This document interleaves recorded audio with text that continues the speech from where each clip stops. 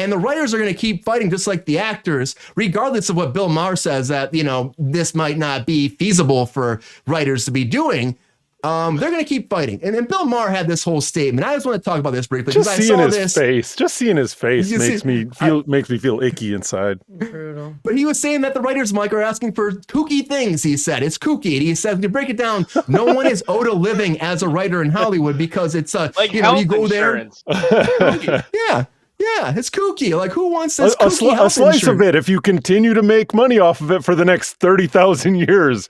Right, exactly. But he says he loves his writers, Mike, but then he says stuff like this. I want to just play just a brief clip. He was talking to Jim Gaffigan about this. I'm going to a brief clip for our audience to see what he said in this interview. Oh, good old Gaffigan. I feel for my writers. I love my writers. I'm one of my writers.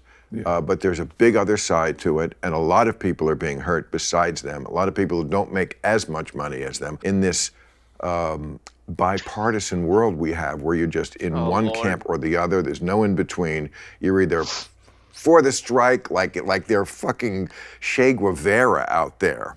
A lot of the points, a lot of the grievances, I kind of agree with. Oh my God. I do understand that they're getting screwed a bit by the streamers, yes. What are you saying? They're only asking for $80 million? Well, I'm saying they're asking for a lot of things. They're asking for a lot of things. Yeah, okay. Kooky. Like, what I find objectionable about the philosophy of the strike, it seems to be they have really morphed a long way from 2007 strike. Let's see. Where they kind of believe that you're owed a living as a writer, and you're not. Oh God! This is show business. This is a make or miss league, and not everybody. Come on, go back to your fistful of Percocet, old man. Like that clearly, streamers should reveal numbers so that they can. Maybe sure. It's just like he says this, and it's. God, he's high. He's high. He's high. Look at him.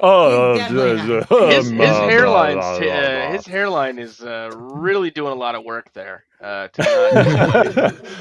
He's a Republican patriot. I'm a big go back fan to of Fox News. I'm a big fan of Tim Heidecker. I don't know if y'all know Tim Heidecker of Tim and Eric and what he's been doing. Had a chance to take a look at his Two Tims tour a long time ago. I don't care if you don't like it, Sabrina. He's great. No, I'm pointing to GR's comment. Oh, like $4 billionaires. That is all right, whatever. Yeah, that's not what it is. I love you, GR, so much. You know that. Not Tim what it Heidecker is doing some really great stuff in comedy right now. One of the coolest things recently that he's done is done a complete satire, just deconstructing this fucker's show. The format, how he handles guests, the topics that he talks about, like it's hilarious as all that. But Bill Maher is, oh God, I'm disappointed.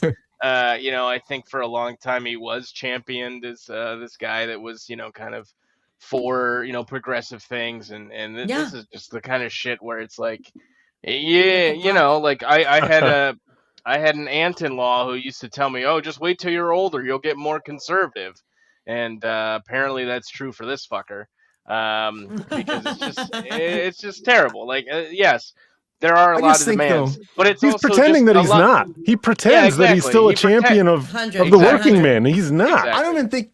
But I think overall, it's like you have writers. You are a writer. You admit to that too, and you know that the business is hard and that people are creating your whole show for you. Like, how do you not straight up, just support them and just kind of go against them and be like, oh, you're on this side or that side? It's not about that, man. Like, it's about taking care of the people that work for you, Yeah, and you were there before. I think that's the notion that bothers me the most, is that there are some jobs that you just do not deserve to live off of. That there's just, there's just, we'll never as a society get over the fact that we just devalue people. We devalue work at such a critical level because that's how they keep us fighting within each other, instead of realizing, oh, fuck, those guys ahead of us are the ones that are keeping us fat and lazy and unable to really take care of ourselves. It's disappointing. There's an insidious assumption or argument that he's making that tells you full on that it's a bad faith argument. He says, oh, no one owes you a job as a writer. Okay, fair enough. No one owes you a writer.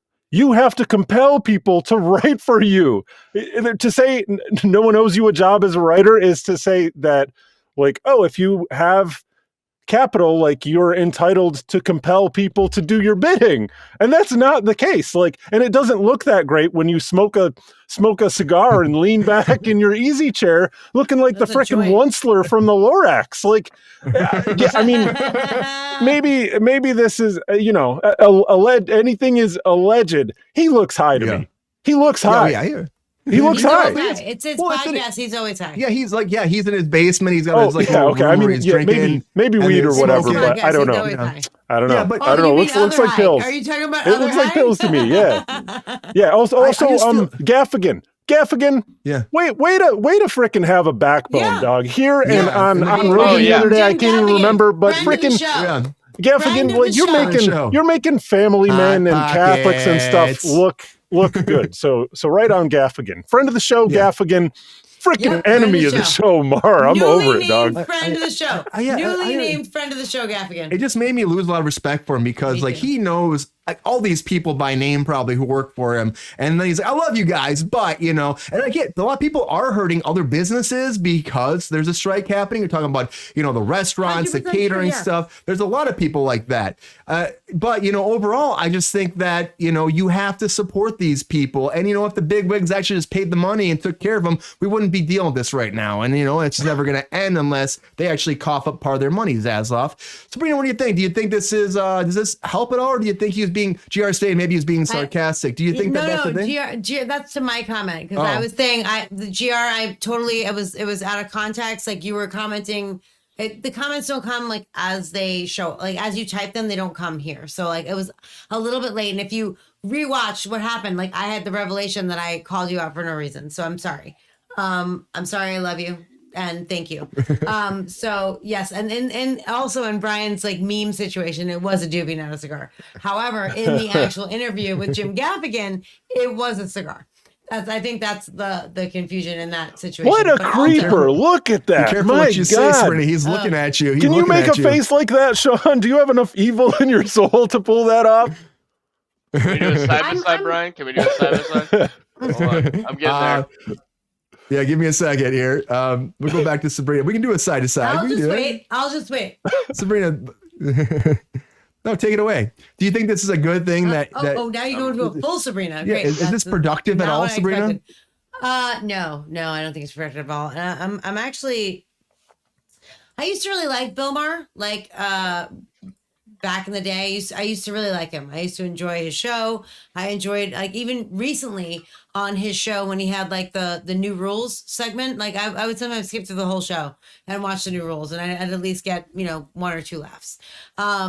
This is astonishing to me because you have all the other like late night hosts, even though he's not technically a late night host. You have John Oliver, who kind of has the same job he has, right? And you have Jimmy Kimmel, Jimmy Fallon, Seth Meyers, and Stephen Colbert doing a podcast and donating the proceeds to their writers. And he was talking shit about them too, kind of. I can't imagine more support than that. And you're out here being like, no one guaranteed you a fucking career. Like, are you kidding? Are you fucking kidding? Like, it's, I don't know. As someone who works in the entertainment industry, like, I get it. I get it that it's shitty that no one else is working too. And I get it that the problem is spanning out further than writers and actors. I get that. I understand that grips aren't working. I understand that gaffers aren't working. I understand that 728 is not working. I understand that there are why are you laughing? Sean. No, I'm trying to do the voice. I'm trying to do the picture. There it is. Oh, there he did it. There you go. Hold on. Maybe you do have enough evil in your soul. You need to have a smaller picture of Sabrina next to you too. That'd be better. A little molestier, Sean. Oh. There you go. You gotta use that as the thumbnail, Brian. Yeah, there we go. You gotta.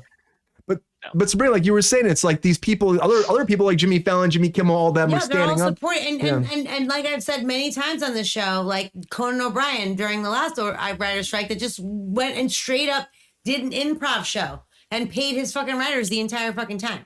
Like that's the way to go about it. What you're doing, making money on your own podcast and then talking shit about people, that's not how you do it. No. That is not how you do it. I'm right, actually that's offended extra and sketchy. upset. It's really fucked up. You're not, I'm like, she's not that into you. Well, she's not that into you anymore. I used to like you. kindly, you can go fuck yourself. I'm just not. I am appalled. He's taking the pulpit. He's taking the pulpit that his writers built for him, privatizing it for himself for the podcast, and then benefiting for that without. It's terrible.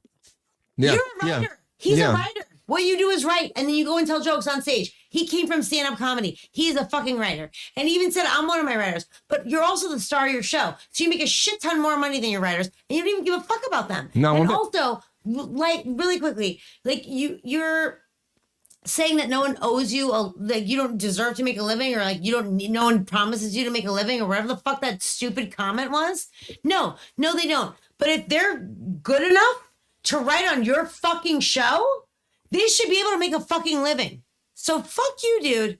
Fuck you. Yeah. I'm so upset and appalled by your fucking bullshit. And because I was a fan of yours. And not that you're watching, but if you ever do, fuck off.